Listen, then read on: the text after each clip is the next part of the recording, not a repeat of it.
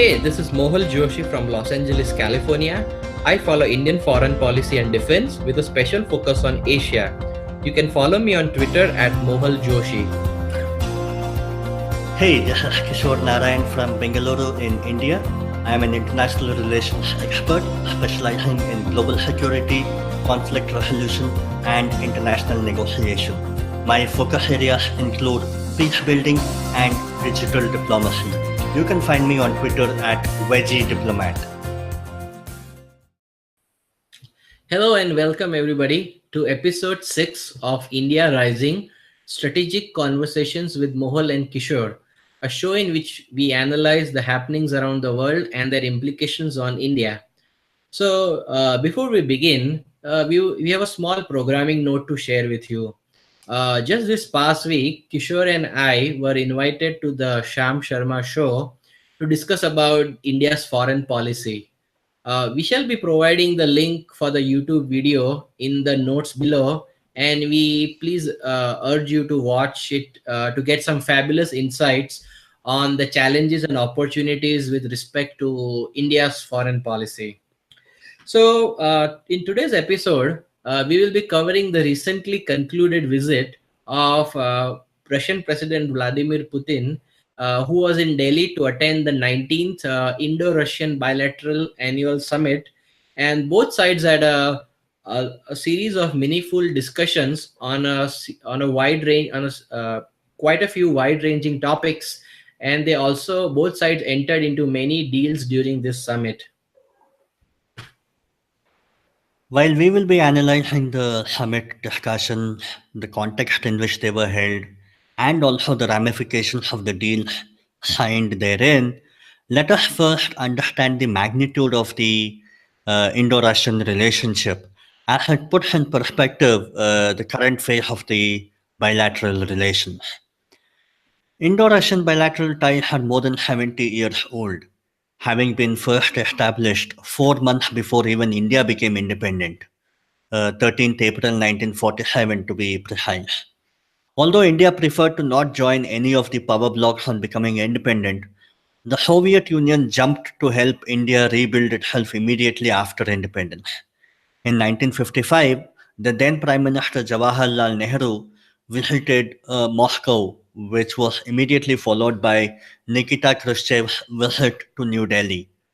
During this visit, Khrushchev had supported India's claims on Goa and Kashmir. Remember that Goa at that time was under the control of the Portuguese. The Soviet Union also continued helping us in the United Nations Security Council by vetoing a few resolutions that were tabled in there. For example, in 1961, the Soviet Union vetoed a resolution on the issue of Goa. And in 1962, Soviet Union again vetoed another resolution initiated by Ireland on the issue of Kashmir. Well, the topic of the Indochina War is debatable, and how Soviet Union did not help India keeps coming up time and again. The fact remains that the Soviet Union did not support China either. So that kind of laid the foundation for the relationship.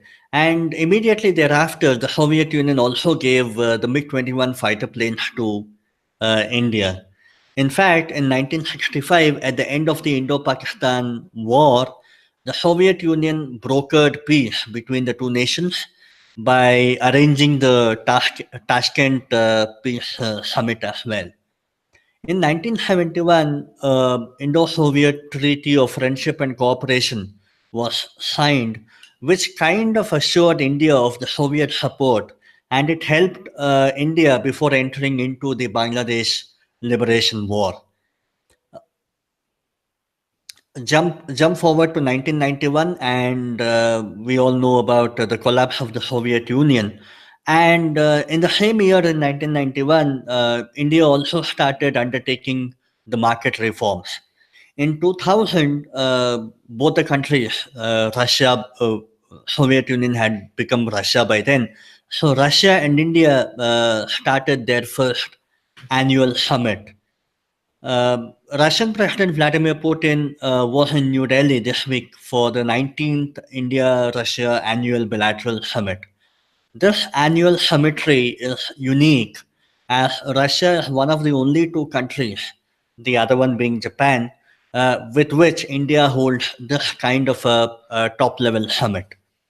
When it comes to membership in regional and international organizations, both India and Russia are members of the United Nations, the G20, the BRICS, the Russia, India, China grouping, and also the Shanghai Cooperation Organization. And in all these, Russia and India cooperate very closely.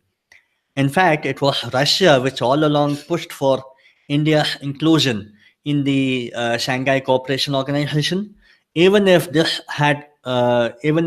came at the expense of a concession to China to include Pakistan in the organization.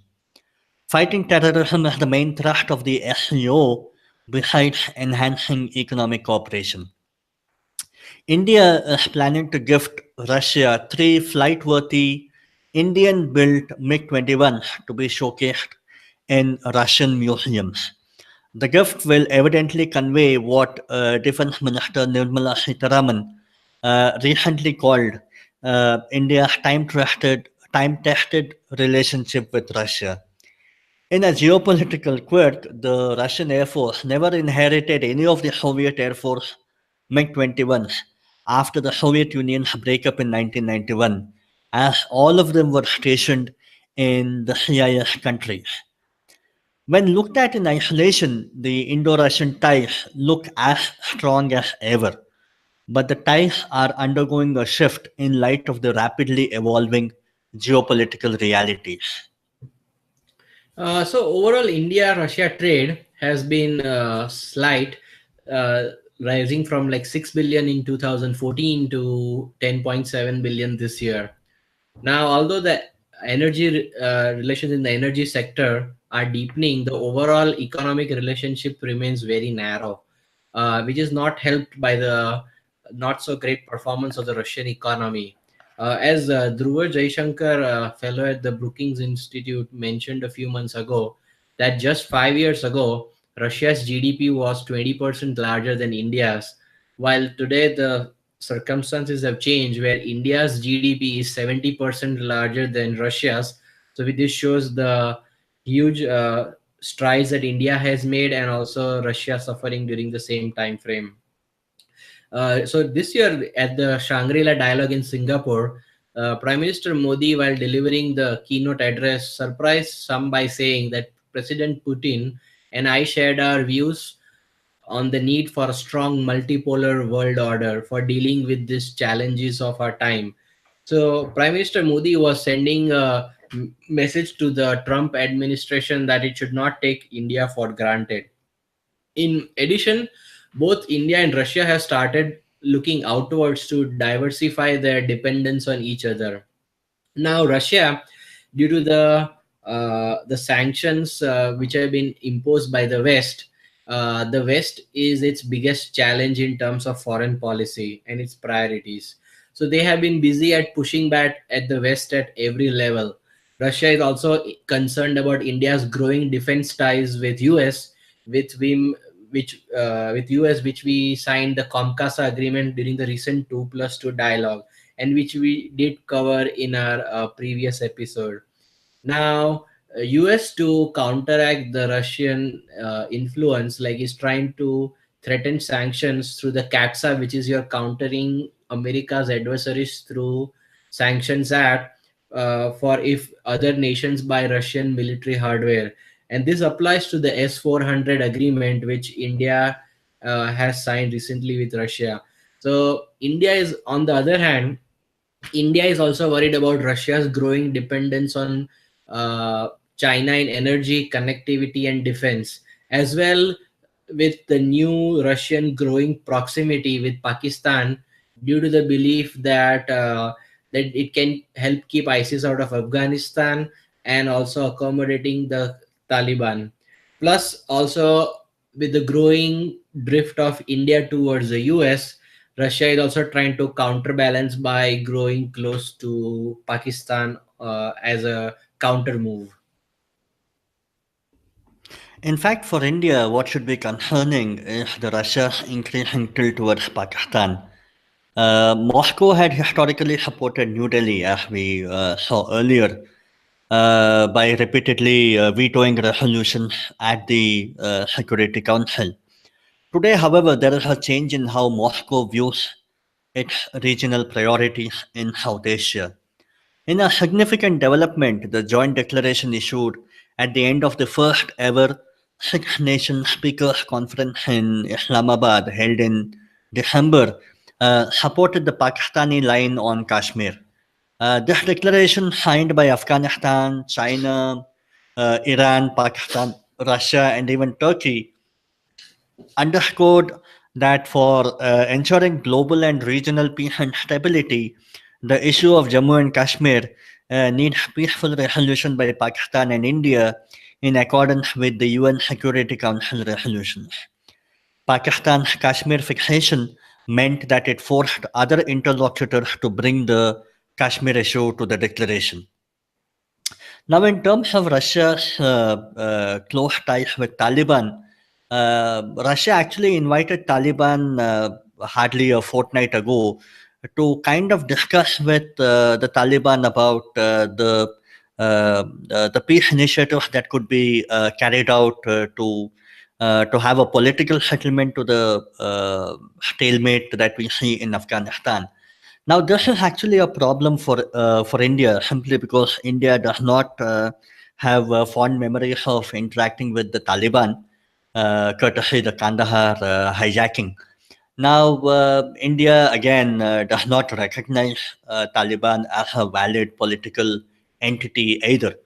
Now, as and when Taliban gets into the limelight of the political establishment in Kabul, uh, countries like Russia, countries like China, they all would end up having a lion's share of close ties with Afghanistan.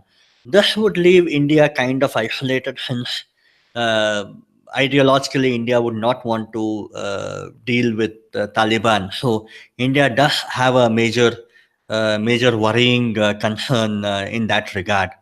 Now, when it comes to Pakistan, Russia and Pakistan signed a $10 billion natural gas deal earlier in the year. In addition, they also signed a $2 billion Karachi-Lahore pipeline as well. In fact, in 2016, we all know that Pakistan and Russia held military exercises in Pakistan. There were news reports that these military exercises would be conducted in Pakistan-occupied Kashmir, which was a major red line that India objected to, and eventually these military exercises were conducted in the Khyber Pakhtunkhwa province of Pakistan. Now, while everybody thought that these military exercises would be a one-off event, the second edition of this was conducted in 2017 in Russia, in a place called Minarne Vodi. So I think, Kishore, this shows that just in a multipolar world that we are living in today, everybody's trying to balance by making sure they reach out to all sides to maintain their position in the global state of affairs. Indeed, kind of reflects Prime Minister Modi's statement in the Shangri-La dialogue. Yeah. Okay. So moving on to the agreements that were signed this week as part of this meet between Prime Minister Modi and President Putin. So one which got the most highlight was the S-400 air defense system. So this is like one of the biggest deals that India and Russia have signed. The deal is for, I believe, like 5.2 billion for 5 batteries of the S-400 missile. There were like at least, like, I believe, 3 rounds of talks before the final in the final round of negotiations. So what's S-400? S-400 is the long range anti-aircraft weapon system. This system is considered the best among its peers, and referred to many, including those in the Indian Air Force, as a game changer.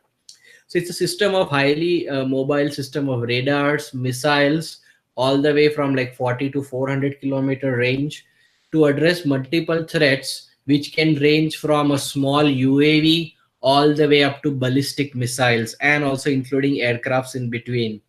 The system can acquire targets nearly like 600 kilometers away, which means the system is based on near the border in India. It can peer deep inside Pakistani territory and pick up aircraft as soon as they are airborne, and also monitor fighter jets taking off from airfields in the Tibetan plateau. So S-400, importantly, will complement India's existing multi-layer defense envelope. So at the first level, we have the short range surface to air missile, the very well known Akash missile, which has a 20 to 40-kilometer range.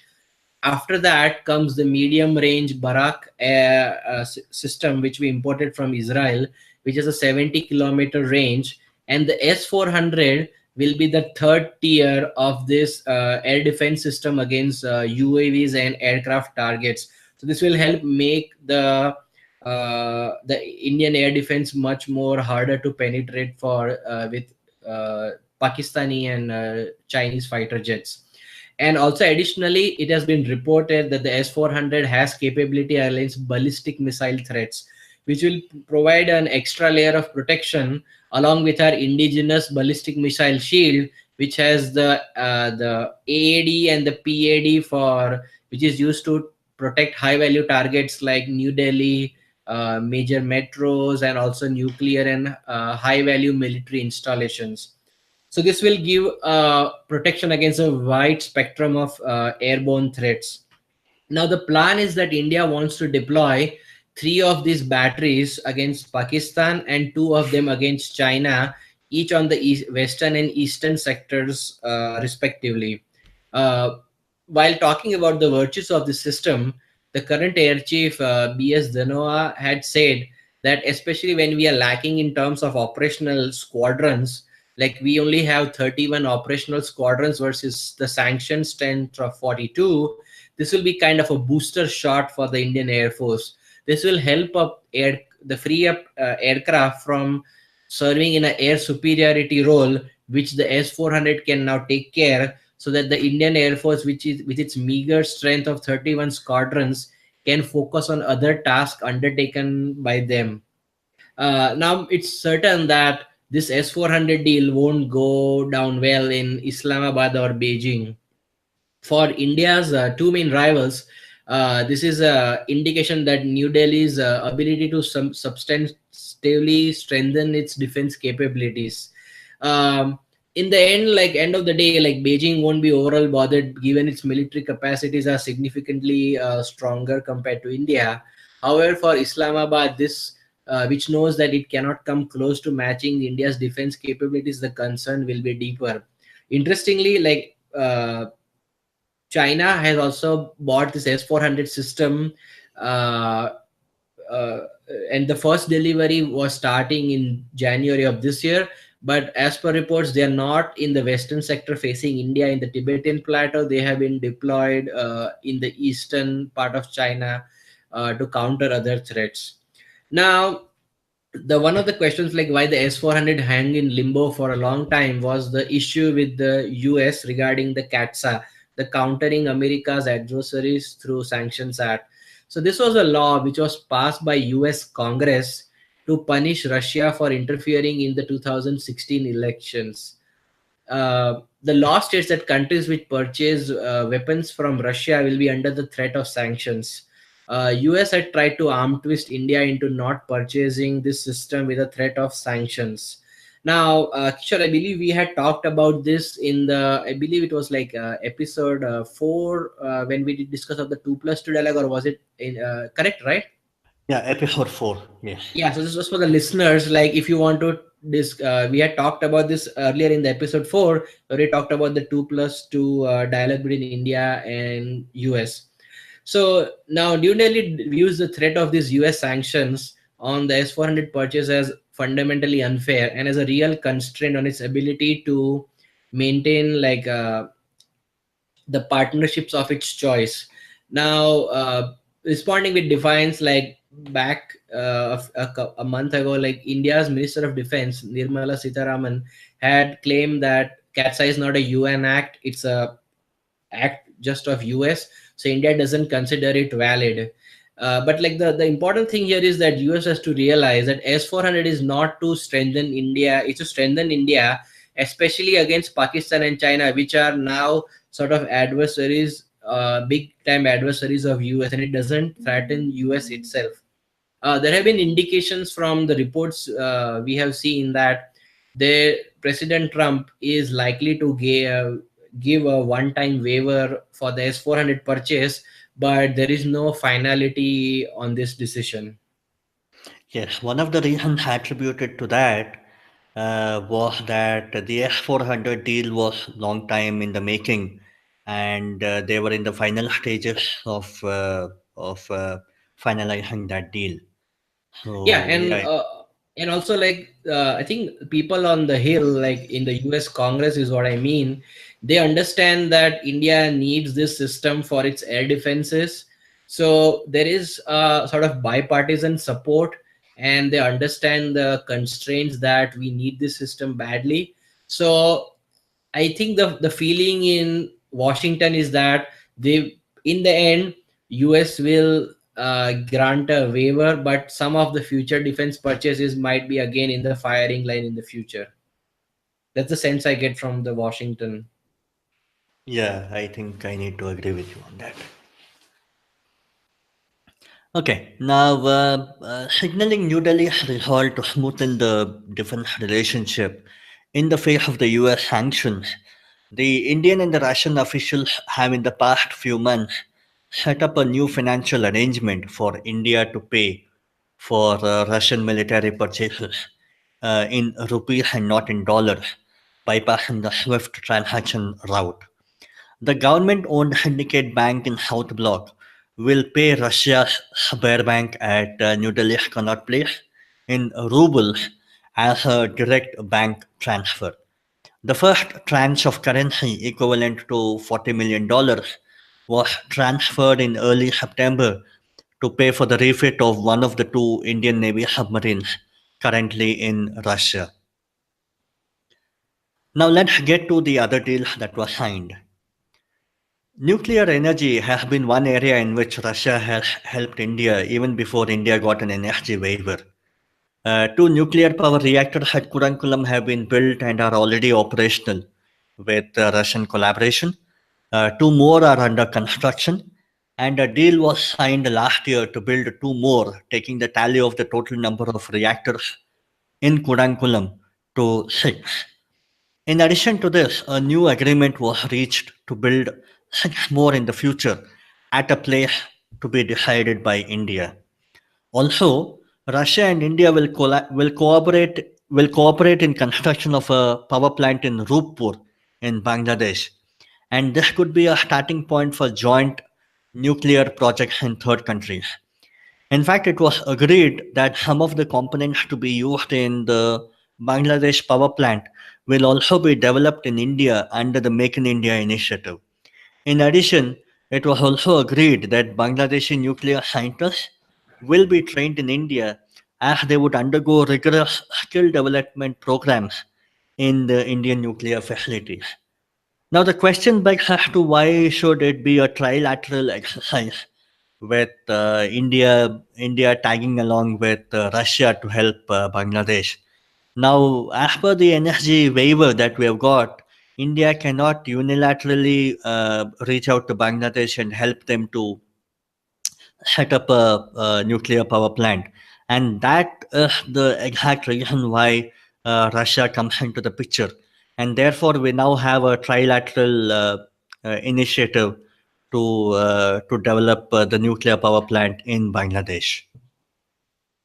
Yeah, I mean, this shows that this is a part of India's the neighborhood policy, where we are trying to invest into other countries and show it as a counter to the BRI initiative from China. Okay, so coming to the energy, which is also substantial part of the India-Russia relationship. Russia is currently the world's largest crude oil and second largest gas producer in the world, while India is the world's third largest energy consumer and fourth largest importer of LNG.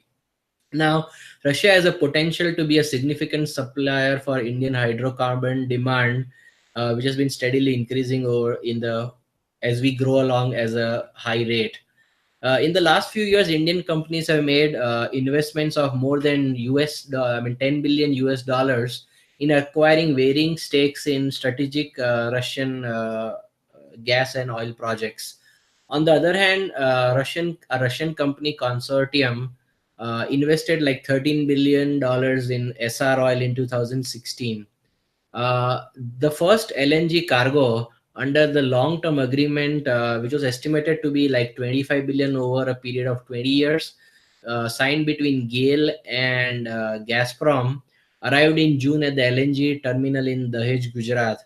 Russia is also now supplying liquefied natural gas um, uh, to the Dahej as part of this agreement. Now, moving on to the space. So, in terms of space research cooperation, Soviet Union has helped India nurture its nascent space program from the early days. In fact, India's very first satellite Aryabhatta was launched using a Soyuz launch vehicle. Even India's only astronaut to have reached space, Wing Commodore Rakesh Sharma, went to space in a Soyuz T-11 spacecraft. Russia's help in Chandrayaan, the mission to the moon, has been appreciated by India time and again. So this on August 15, during his Independence Day address to the nation, Prime Minister Modi had announced an aggressive plan to have a manned space mission by 2022. So Russia on Friday extended cooperation in these efforts to send a three-man crew to the in space by 2022. Uh, Interestingly, Russia has offered a ride for a short visit to the International Space Station on board a Soyuz spacecraft for an Indian astronaut for a short training mission in 2022. This offer was made actually when External Affairs Minister Sushma Swaraj had visited Russia just last month. To help India, another facet of cooperation has been the NAVIC system. So NAVIC, like the GPS system, Russia has agreed to India to set up a monitoring station near Novosibirsk in Siberia. While interestingly, India also has allowed the Russian positioning system called GLONASS uh, for a station to be set up in India, respectively. Now, moving on to the another deal which was signed yesterday was regarding the INSTC, which is known as the International North-South Transport Corridor. So this regional connectivity corridor is a multi-mode network of ship, road, and rail routes for moving freight between India, Iran, Azerbaijan, and Russia.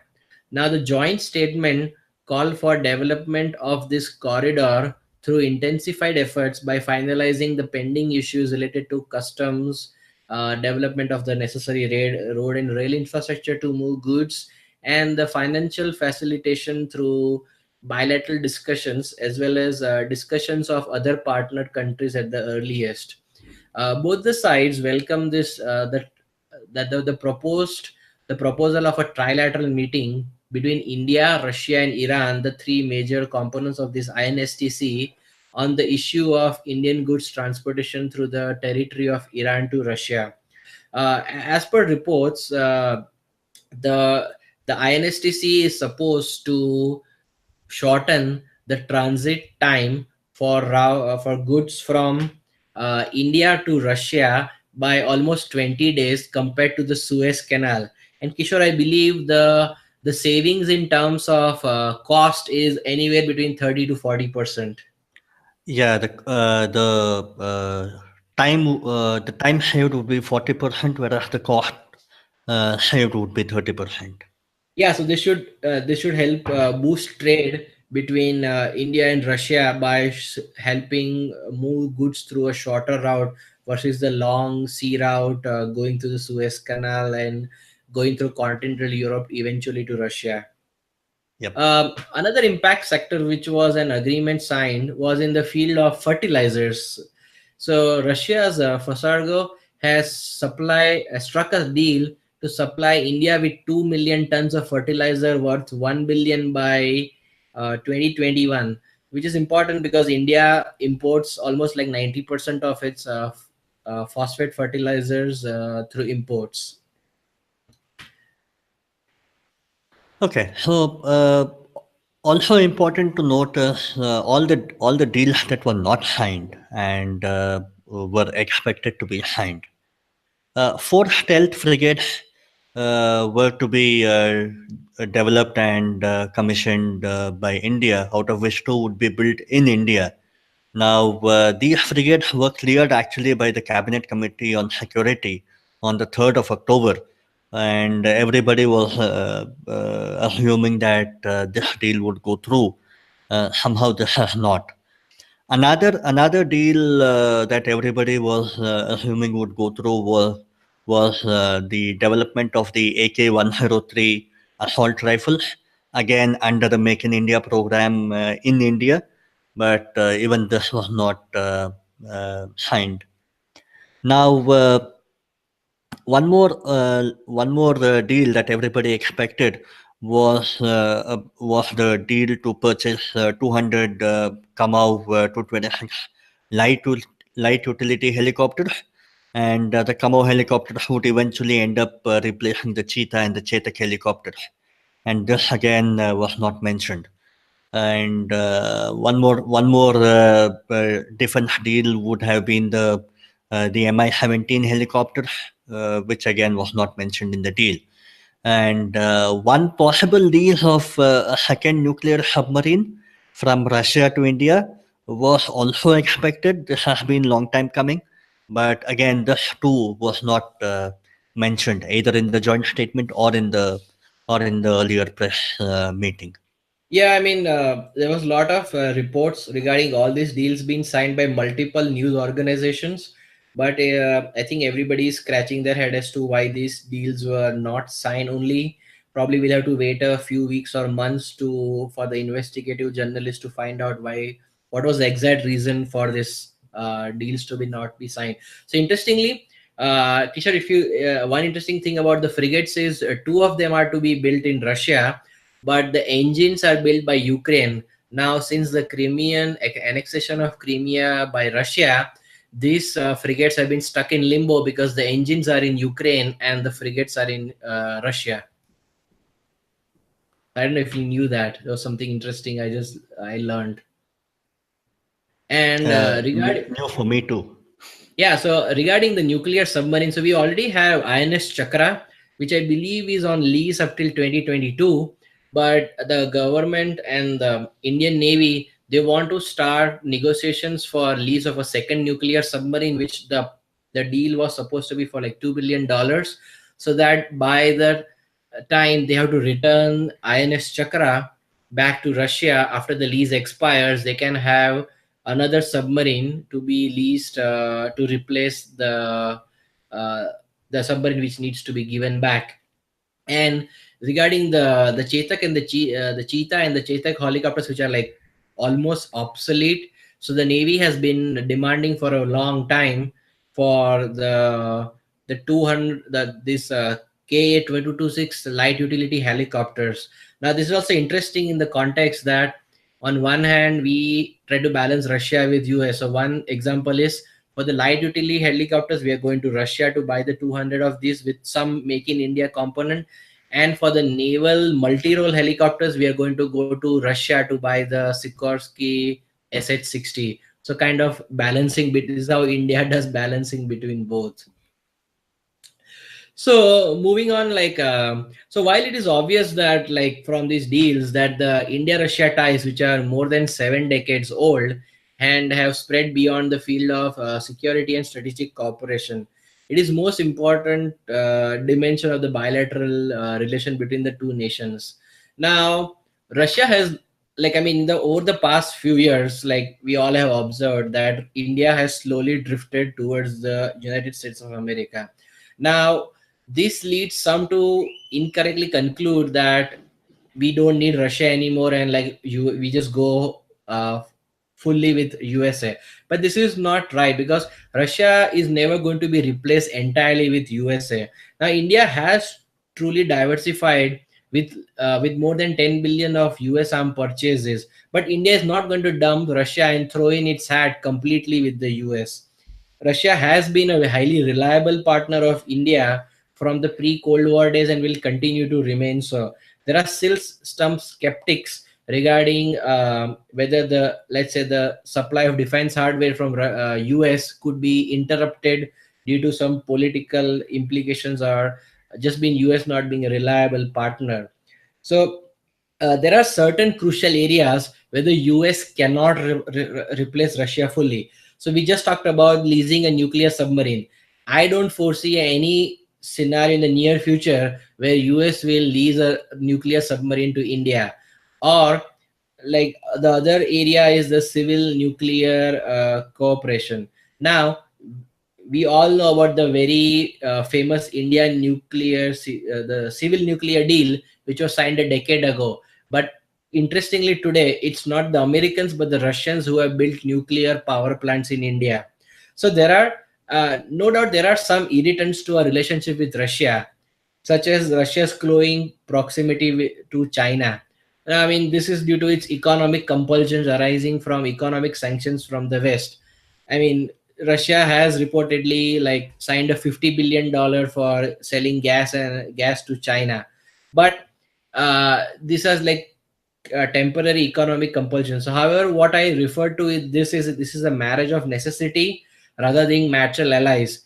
Like many people forget that Russia and China, as neighbors, are also competitors who fought a border war in 1969. Like just as probably like 7 years after we had a war with Russia, sorry, with China. I apologize.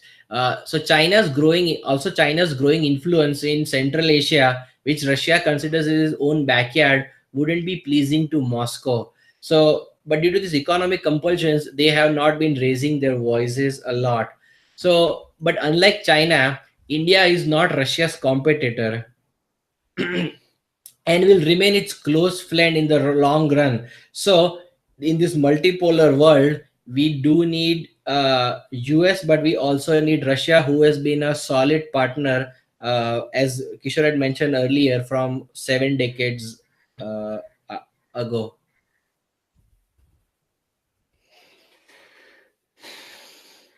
Yeah, that, dear listener, wraps up today's episode on the 19th annual summit of India and Russia. We hope you now have a vivid understanding of the impact it might have on the Indo-Russian relations. If you have any comments or suggestions, do let us know by commenting below. To continue hearing about such interesting topics, do subscribe to our channel India Rising and also tap on the bell icon to be notified whenever a new episode becomes available.